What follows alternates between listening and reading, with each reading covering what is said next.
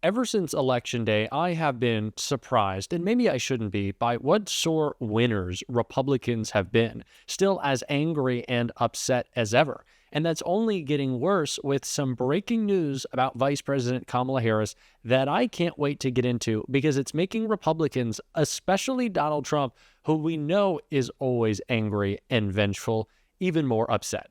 And we are going to get into all of that. But before we do, if I could quickly ask you to leave a like on this video. And if you haven't already and you enjoy our channel, to hit that subscribe button. It goes a long way and it really means the world to me. Now, like I said, Republicans have just still been so upset. And it's only going to get worse with some news about Kamala Harris that President Biden hinted at a recent DNC holiday party. And before we get to this news, I want to take a look at what he said right here.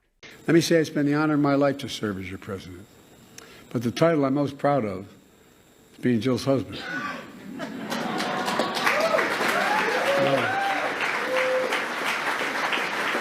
You know, it's well known by now. I had to ask her 5 times. Thank God she said yes the 5th time. But I think she's been one of our greatest first ladies, and I mean that sincerely.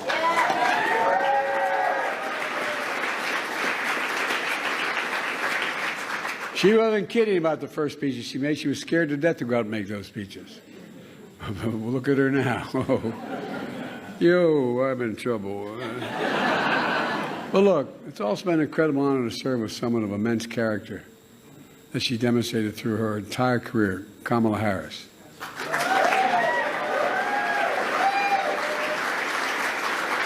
I knew what I was doing to ask her to be my vice president. I knew her. I knew of her. I knew about her. I knew her record. I trusted her. She always served this country with purpose and integrity, and she always will. And you're not going anywhere, kid, because we're not going to let you go. Not going anywhere.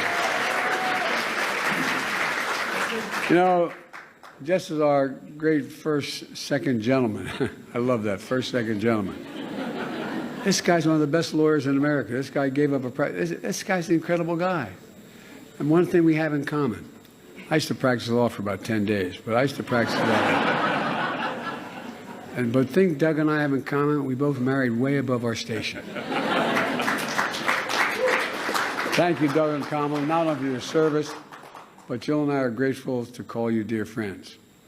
Vice President Kamala Harris isn't going anywhere. She is not letting Donald Trump and the MAGA movement shut down her voice, take away her power. She is staying in this fight.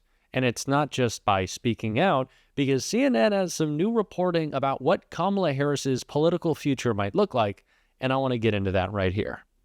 We haven't seen or heard much from Vice President Kamala Harris since she lost the election last month. But the Democratic Party still reels from Trump's victory. Conversations are already happening about her next move. Our Isaac Dover has brand new reporting this morning that details how the vice president is debating her future, including talk among her allies of a potential run for governor that would take a 2028 White House run off the table. And Isaac is back here at this table. All right, so Isaac, tell us what the likelihood is of Harris running for governor. What she's been saying to people over the last couple of weeks, donors, other supporters that she's been talking with, is you haven't seen the last of me. I'm not going quietly into the night. Advisors, people close to her, are debating about what that means. They do not want her final official act ever to be essentially certifying Donald Trump's win over her, especially 4 years after January 6th. And so they look at this governor's race in California in 2026, and it seems to them like a layup, essentially, that she would probably clear the field, or mostly clear the field, and she would get to be governor of California. It's a pretty good job, right? It was good enough for Ronald Reagan, Arnold Schwarzenegger, Jerry Brown. But if she does that, that means that she couldn't turn around and run for president again in 2028, right? She'd need to essentially declare right away. And that is what it really comes down to, because there are people close to her who say she didn't get a fair shot this year. It wasn't up to what she could have done, and look how well she performed anyway. She should get to go again in 2028. And then there are ones who say, look, with where things are with the Democratic Party, she would not have a clear field, a cleared field, rather, in the Democratic primary, and could lose the nomination. And to come off of 2024 into that would be really terrible. Now, I've said it before, and I'll say it again, that I think the defining phrase of this upcoming Trump presidency is going to be, unfortunately, I told you so. And we told you so.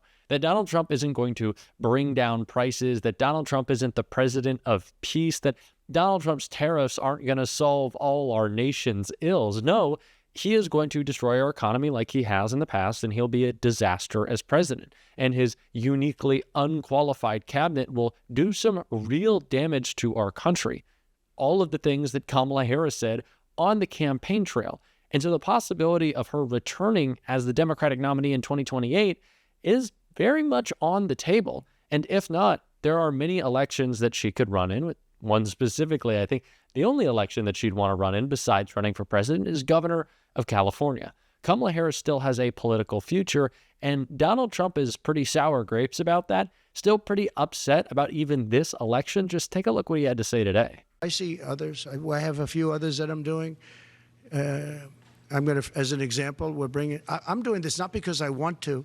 I'm doing this because I feel I have an obligation to. I'm going to be bringing one against the people in Iowa, their newspaper, which had a very, very good pollster who got me right all the time. And then just before the election, she said I was going to lose by 3 or 4 points, and it became the biggest story all over the world because I was going to win Iowa by 20 points. The farmers loved me, and I loved the farmers. And it was interesting the way she did it. She brought it down 2 weeks before. She said I was going to only win by 4. That was a big story. But that was good because she brought it down from like 22 points to 4 or whatever the number was. Way up, an easy win. We never even thought to go there. I respect them, I love them, and they understand there's no reason to go there because she brought it. Trump is still angry about positive polling for Kamala Harris from this past election, saying that he wants to sue Ann Seltzer, the Iowa pollster who had Kamala Harris winning the state by 3 points, which unfortunately was not the outcome. I really wish we lived in the world in which it was, but Donald Trump is still caught up in that. He is still upset about all the takedowns of him that Kamala Harris delivered. Her message that showed who Donald Trump was, and unfortunately, the American people didn't listen. But it's not the only election he's upset about. Listen to him talk about 2020 right here.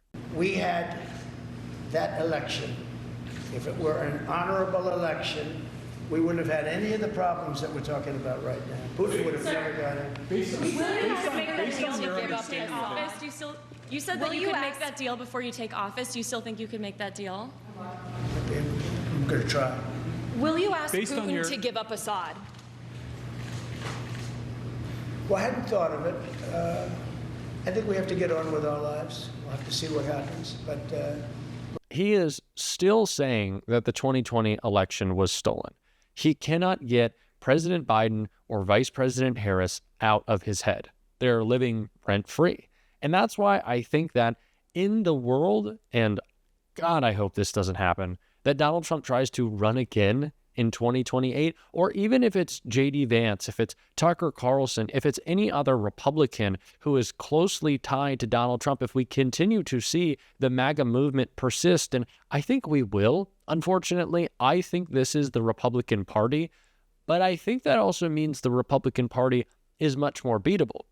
Because if Donald Trump spends 4 years talking tariffs and slapping them on all the goods imported into this country, raising prices because he doesn't understand basic economics, if Donald Trump gets us into more trouble and chaos across the globe, if Donald Trump continues to lose his mind and let RFK Jr. get rid of vaccines, yeah, I think there will be a great and very easy case to be made, and there already is against the MAGA movement that many Democrats could deliver, but I think Kamala Harris might be uniquely positioned to do. And if not, she can still run for office in her home state of California. The governor's race, 2026, could be that opportunity for Kamala Harris, but she still has a political future for those supporters of hers who want to see her continue to be on the national stage. And she's basically selling it herself. Just listen to her right here. The true measure of the strength of a leader is not based on who you beat down, it's based on who you lift up. And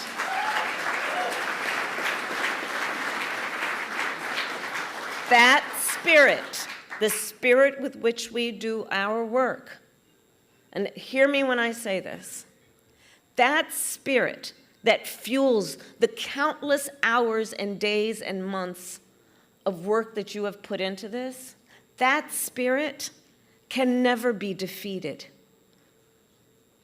Our spirit is not defeated. We are not defeated. Let's be clear about that. Vice President Harris is promising not to step down, to not step out of this race. So if you still see her as a person who could potentially be our candidate 2028, if you still want to see her on the national stage representing the Democratic Party, you got a lot of hope because she's not backing down. And I like that. I like that she's not stepping aside, that she's not hiding in the shadows. I continue to want to hear Kamala Harris's voice, and we're going to be talking about that every single day on this show. And if you want to support that, as always, you can hit that subscribe button. You can leave a like on this video, and if you stuck around to the end, drop a blue heart in the comments. And until next time, I'll see you soon.